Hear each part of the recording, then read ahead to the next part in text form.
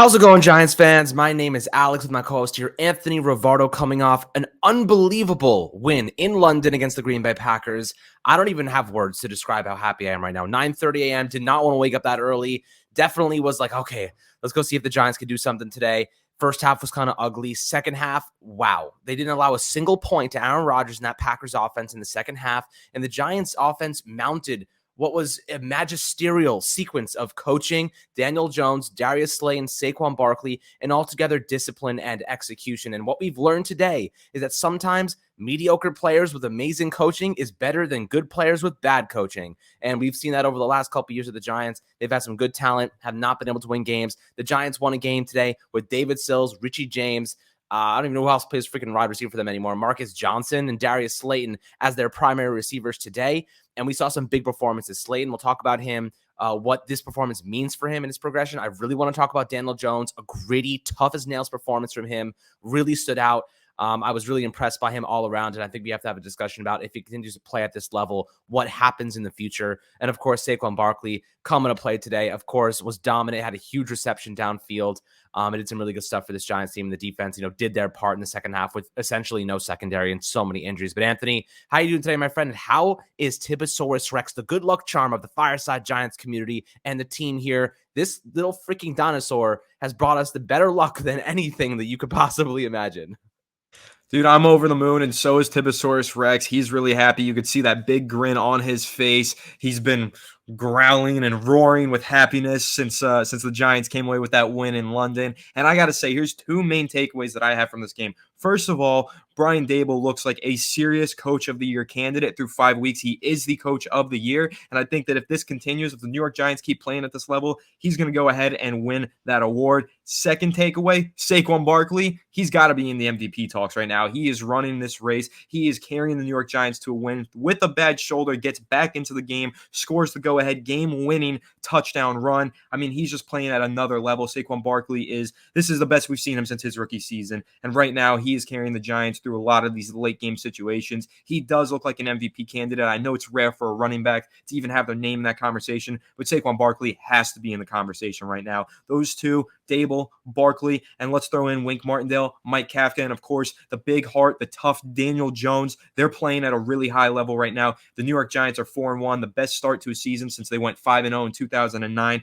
What a time to be a New York Giants fan. I mean, this is just such an unbelievable performance in London against the Green Bay Packers and Aaron Rodgers. You love to see it. This is such an exciting day for us, and Giants fans, we got to keep this momentum going. We got to keep showing up to these games, being loud for our Giants, because this is going to be a really good season if this continues. Yeah, it already is a good season. 4-1 for the Giants, the first time since 2009. I'm over the moon right now. I could not be happier. Now I get to sit down and watch football for the rest of the day and feel really good about myself. Sundays, Brian Daboll has turned Sundays into a good day again. He has affected the millions of people that are Giants fans around the world. And now I actually enjoy going and watching football on Sundays instead of the last couple of years where I've been absolutely depressed every Monday morning when I wake up. Now I wake up invigorated for the week. I end up excited and ready to kick some ass in my own life because the Giants are playing so well. So that's the impact that they have on everybody's lives. And I have to say, this offense, man, let's discuss the offense because the offense definitely stepped up when we needed it most. Daniel Jones finished the game with 217 passing yards. He was 21 for 27 through the air. The Giants had no choice but to throw the football. Saquon Barkley was not getting the necessary push in the beginning of the game because they were stacking the box. Darius Slay on the crossers, they had no answer for the crossing routes today. Saquon Barkley finished with 13 carries for 70 yards, 5.4 average per carry, and a touchdown on the ground. Daniel Jones, 10 carries for 37 yards. Darius Slayton, 6 receptions, 79 yards. Saquon had 3 for 36. Bellinger himself actually had a rushing touchdown, 2 receptions for 22 yards. They looked absolutely fantastic. And then looking at their third down conversions, they converted 6 of 11. So really good conversion success rate there, where the Packers are only 4 for 10. So that's pretty impressive. The Giants managed to curate a lot of production on third downs, 5.7 yards per play. They had overall more yards than the Packers did in this game, 338 to 301. But the most impressive statistic, my friends, the most impressive number that we need to look at is the Giants were 3 for 4 in the red zone today. We scored 3 touchdowns on 4 red zone trips. That is a 75% success rate. Last year, the Giants had the worst number in the league, 44% success rate in the red zone. This year, 75% in this game specifically. That is a huge improvement. They ran the ball effectively. They got creative when it mattered most. They confused the Packers defense, and Daniel Jones man, I give him so much credit. He ran his butt off today. He was bleeding. He was taking hits in the ribs. He was taking hits on the ground. He was throwing the ball with zip and accuracy, tight spiral. He was doing some really good stuff today. Any Daniel Jones haters, you got to be quiet today. There's nothing bad to say about him. This was arguably the best performance we've seen from him since his rookie season, and maybe last year against the Saints. Offensive line was still spotty. He was running around. He was doing what he's got to do. I was very impressed. And there's a conversation to have right now after you kind of give your insight into this offense today. And Mike Kafka, Brian Dable, they coached the hell out of this team. This is one of the best coached teams in the league if you're looking at what they're doing with the band of misfit toys on both sides of the football with so many injuries right now. What are your thoughts on the offense, how they look today, Daniel Jones, and what this means for his future? Yeah, I mean, first of all, I want to talk about that red zone efficiency because it's a huge statistic and it really speaks volumes to the play calling of Mike Kafka, the play designs of Brian Dable. They're just incredible right now. I love what Mike Kafka is doing with the offense. The double end around with the Daniel Bellinger rushing touchdown, that was incredible. And also, if you would have told me 5 months ago that Daniel Jones would lead a drive against the Green Bay Packers on the road in London, if you would have told me 5 months ago he's leading a 91-yard scoring drive to equalize 20-20 with the Green Bay Packers, I would have told you you're full of it. That won't happen. But he did that today. 91 yards. He was 5 for 5 to start the drive with 55 passing yards and 25 rushing yards. The drive gets capped off with a Gary Brightwell rushing touchdown, but that drive was made by Daniel Jones. He put the team in position to score that touchdown to tie the game. The Giants defense got to stop, and Saquon Barkley does the rest with 2 big plays, including a rushing touchdown. I mean, what a performance by the offense, man. This was incredible. The Giants had more offensive yards than the Packers, which, again, you told me that 5 months ago. I'm saying, yeah, get out of here. Have you watched the Giants offense? But this is a night and day difference between the Joe Judge regime and the Brian Dable regime. The Jason Garrett offense versus the Mike Kafka offense. Night and freaking day. You are seeing Daniel Jones play some of the best football of his life. I don't care if the stat sheet maybe doesn't reflect it. I know 0 touchdowns, but he also had 0 interceptions and he had 0 fumbles. And he also ran around the field, picked up some clutch first downs with his legs despite having a mildly sprained ankle. So Daniel Jones is one tough son of a bitch. He is playing his heart out, and he is leading the New York Giants to wins. It might not be showing up in the stat sheet, but he's doing everything that he needs to manage games, and he is not the reason the Giants are losing games. They're not losing games in the first place, but he's not killing the Giants by any means. He is propelling them towards victory. He's putting his players in position to succeed. And when you're taking a look at the supporting cast around Daniel Jones, it's unbelievable that his stat sheet even looks as good as it does, right? I know his stat sheet isn't blowing you away, but it should be a lot worse than what it is, considering the receivers that he's throwing to. Darius Slayton rises from wide receiver 6 on the depth chart all the way to number 1. An awesome performance from Darius Slayton. We need to see more of him on the field. He's playing his heart out. He had a really good game today, and he had a couple of really clutch first down receptions in today's game. I want to see more Slayton. He's playing better than Galladay was. He's playing better than anybody really was. I really like what Darius Slayton is bringing to the offense, a real spark today. Daniel Bellinger, I know he left the game with an injury. I hope he's good to return next week because he's also been making an impact in the Giants offense. And before we get over to the defense, talk about Dexter Lawrence and the rest of these guys. Again, dude, I can't stress how good Andrew Thomas is. I barely ever saw pressure from the left side on Daniel Jones today. Honestly, this was one of the better performances that the offensive line's put together all season long. It was a really clutch performance by them. And listen, man, I'm just so confident right now in the New York Giants offense. I feel really positive, really optimistic. I haven't felt this way about the Giants offense in a very long time. And a lot of that, like I said, is due to the fact that Brian Dable and Mike Kafka are coaching the team at such a high level. Yeah, you want to know what the big difference is? The big difference is that last year, Jason Garrett would run the same scheme and not adjust based on their opponent, right? The Giants are looking at each individual game, each individual opposing defense and saying, what are their weaknesses? How can we exploit it? And they're doing that. They did a tremendous job. Okay, they're not good against crossing routes. They're not good against the run. They're not good against this, against that. The tight ends and the leak pack. There's so many things you can do to expose weaknesses and flaws of opposing defenses. Last year, the Giants just ran the same things, and it did not work. And that's kind of what we're seeing this year is better discipline, better execution, and better game plans, right? Better coaching all around. They're coaching the hell out of this team. This team should not be 4-1. They should not, realistically, they should not be 4-1, but they are because of an unbelievably gritty performance from DJ. Darius Slayton stepping up. He had a bad drop last week, and Brian Dable essentially said to him, if you make big plays, you're going to get more opportunities. And today, Darius Slayton showcased that speed. He didn't drop the football. He fought for extra yards. He came up big when the team needed him most. Daniel Jones put it on the money. There was only one throw that I think there was a miscommunication on. And that was it. That was the only mistake that I can actually like come up with. And there was a big play where Daniel Jones actually is in the end zone, or there's a red zone play. And instead of throwing the ball and making a risky play, he threw it out of bounds. He threw it through the back of the end zone. And that was a big one to me. I sat there and said, we saw last year when he threw that pick to the Steelers. We've seen him in the red zone. He makes bad mistakes. He didn't try to overdo it this time. He just threw it out of the back of the end zone. Those small little details, those are the ones that I like to see. That's what showed development. And I also want to jump in there and say that play that you're talking about against the Steelers where he threw that horrible pass that was picked off by Bud Dupree, that was a play where the Giants were culminating a 80-plus, 90-plus yard drive, and they didn't finish it because of a Daniel Jones interception at the end. And that's happened multiple times in the past where the Giants will put together a very long drive and they don't get 6 points out of it. But today, we saw something completely different. We saw Daniel Jones put together that 91-plus yard drive, and on that drive, he did throw the ball away through the back of the end zone to live to see another down. And then on 2 plays later, Gary Brightwell goes in for a touchdown. Had he tried to force that into the end zone, it could have been a pick, and it could have killed the Giants game. That's development. That's growth right there from Daniel Jones, and that's a difference between winning and losing football games.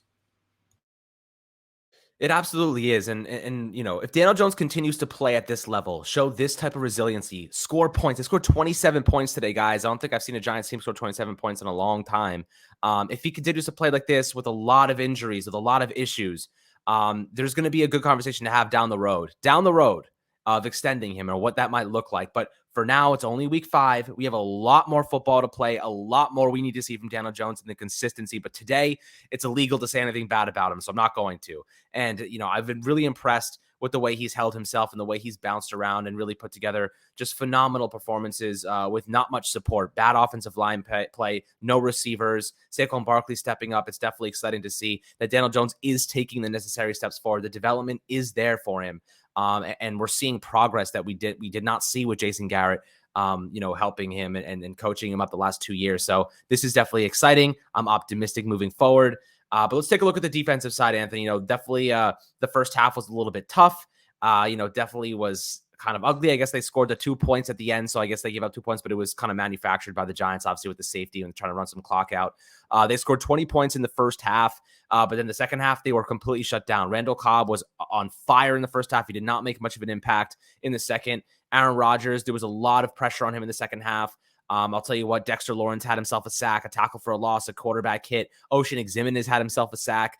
Kayvon Thibodeau had 2 passes defended. That 3rd and 2 at the end of the game where Rodgers hits him in the head with the pass, that's because he got so close. That was all him. If he doesn't get close right there and that ball doesn't hit him, that could be a touchdown. And then the play after that, McKinney gets his hands up, bats the pass away for the 4th down where the Giants now get the ball back with a chance to run out the clock. Altogether, the Giants defense in the second half played one of the best I've seen based on the fact that Adoree Jackson was knocked out of the game. They didn't have Leonard Williams. They didn't have Aaron Robinson. Fabian Moreau came up gimpy on a couple. DJ Davidson got injured and he was carted off the field. This team came up big with a lot of missing players. That is a very resilient effort. I show a lot of respect to Wink Martindale. All those starters, all those backups that made an impact today. This was a special game for the Giants. It showcased that everybody is getting the most value out of themselves, right? The coaching staff is getting the most value out of every individual player, and they're all executing and they're playing hard every single snap. They're not giving up. They're not showing any defeat. And this is what you want to see from Giants football. This is what Giants football is, showing every single play that you are going to go through that freaking brick wall. You're not going to stop there. You're going to keep running, and the Giants are not giving up. They're gritty, tough as nails, and this is what I've been expecting to see for a very long time.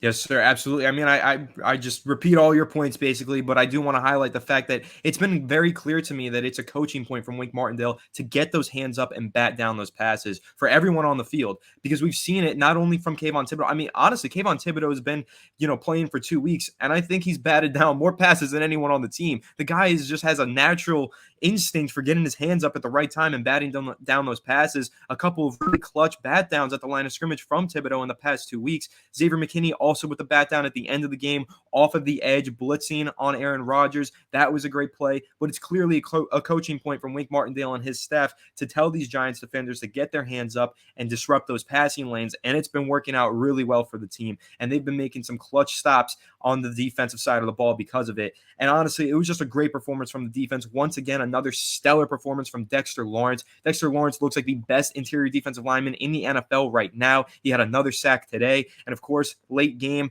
Aaron Rodgers is looking for that Hail Mary. Dexter Lawrence with a little bit of pressure, Kayvon Thibodeau with a little bit of pressure, and then, of course, the sack fumble to win the game from the New York Giants. I mean, it was just such a great performance from the defense to hold the Packers to 20 points offensively. Of course, we gave away 2 points at the end of the game to play at field position, but it was just such a stellar performance. The Green Bay Packers are always capable of putting up points in a hurry. They've got Aaron Rodgers, they've got Aaron Jones. Even though they're not playing the best this year, you know what those guys are capable of, but the New York Giants did a phenomenal job keeping A.J. Dillon, keeping Aaron Jones, and keeping Aaron Rodgers all in check there.